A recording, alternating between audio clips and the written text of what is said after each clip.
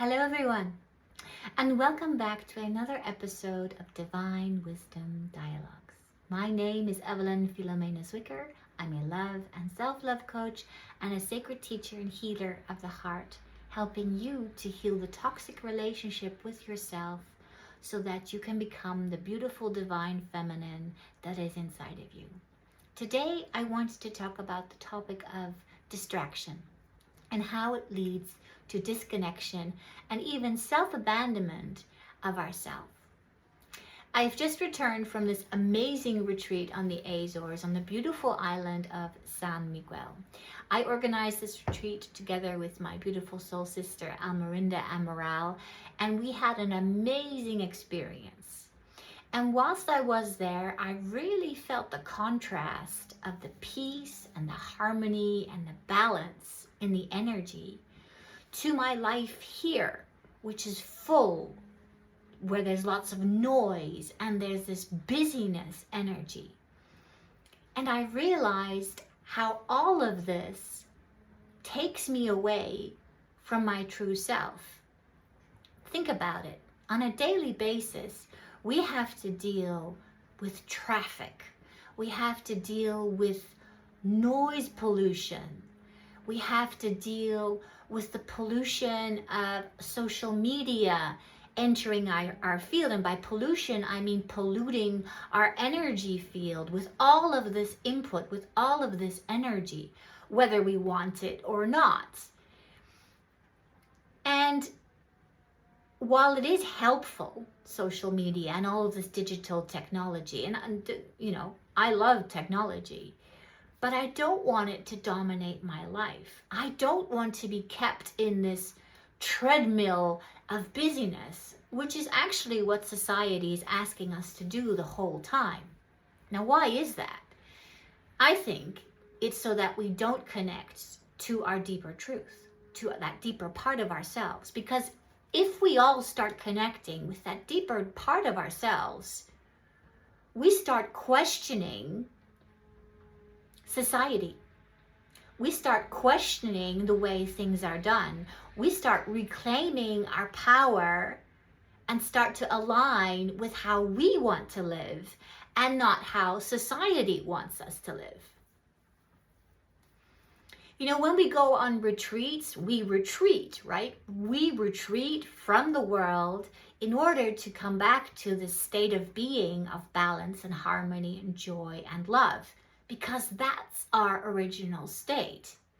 But if we're in this busy mode the whole time, we're disconnected from our hearts. We're disconnected from feeling. And when we can't feel and are numb inside, we tend to live life from our heads and from our minds. And then we're more susceptible to control and to fear and to the voices of others.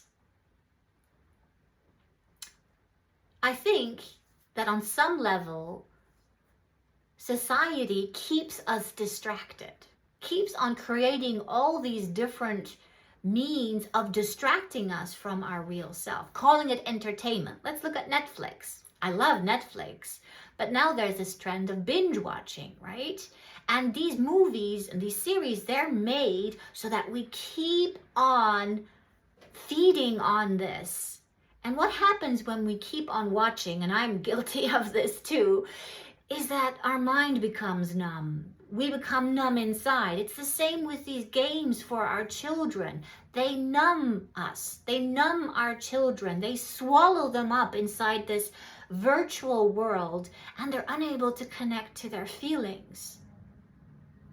And I think that's a tragedy, because we are meant to live fully from our essence, to connect to our essence. And when we're so busy and when we're in this treadmill, this rat race, there's no time to breathe. There's no space to breathe. We keep on running from one thing to the other, thinking we have to be in this busy mode the whole time, thinking that busyness equals success, which isn't true. I think we have to reestablish a new definition of success for ourselves. And I think success means showing up fully in the beautiful and aligned way you are meant to show up. Showing up as a loving being with compassion, with integrity. Taking responsibility for your life, taking accountability, and not allowing life to distract you from who you are and what you want to do. Another form of distraction is postponement, postponing to do those things that matter in life. For example, paying a bill. Maybe you're afraid to pay that bill, but you don't want to face that fear. So you shove the bill in a drawer and you think, I'll take care of that tomorrow. And that's what we do. When we postpone feeling what's going on inside of ourselves. But what happens if we start addressing that feeling? We start addressing those feelings of anger and fear and maybe inferiority and not feeling worthy. We're afraid to connect to our feelings. That's why we have all these distractions in our lives. But does it make us happier beings? I don't think so. With all this technology at our disposal, with the phones we have, there are so many means of communication. But are we communicating with our deeper self? Are we communicating with our deeper truth? Are we able, or are we shutting ourselves off? Are we shutting off our hearts? Are we becoming almost robotic? Because we think this is the way. Or we're presented the idea that, yes, it's good to keep up to date, to have all this information, to post yourself in the most beautiful way on Instagram, to keep on continuing this illusion of having to be perfect. It's bullshit. I think it's bullshit. I think all of these means really keep us from ourselves. And I'm not saying there's anything wrong with Instagram or Facebook. I mean, I use it as well.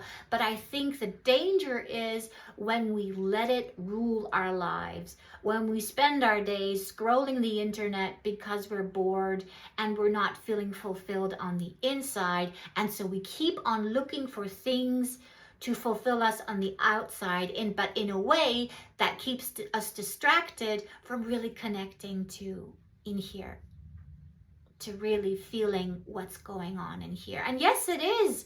Of course it is confronting if you've never done that before. I mean, we haven't been conditioned to feel that way. Most of us have grown up in families where emotions were not discussed. They were suppressed. So we're used to suppressing them. We're used to fleeing and escaping them. Does it make us happier beings? No. I think we cut off ourselves from our truth and we stay stuck in our heads. And we pretend that we're happy and put on masks, but inside our soul is crying. And in this day and age where heart-centered consciousness is calling out to us more and more to live our truth, to ground in our truth, it is time we listen. It is time we show up as the highest version of ourselves, because life is always calling out you to step into the highest version of yourself. And paying that bill shows you're taking responsibility for your life, that you are willing to create the life to support you, right?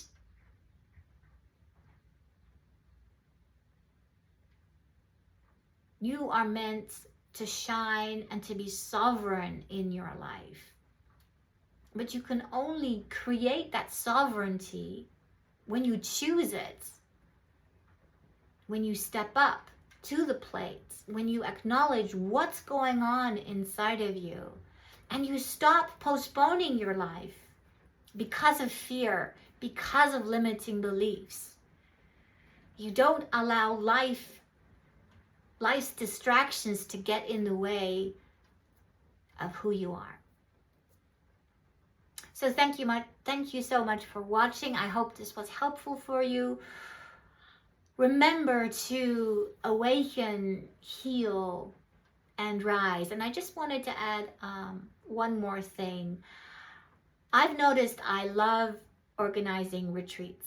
And so I've decided to create another branch of my business where I help others, visionaries, who have this idea of creating retreats but don't know how to ground it into the physical. So I'm offering my services as a retreat support specialist. You can find more information on my website. I will list the link down below. So thank you for watching. Have a lovely day and see you on the next one. And awaken, heal, and rise. You're worth it.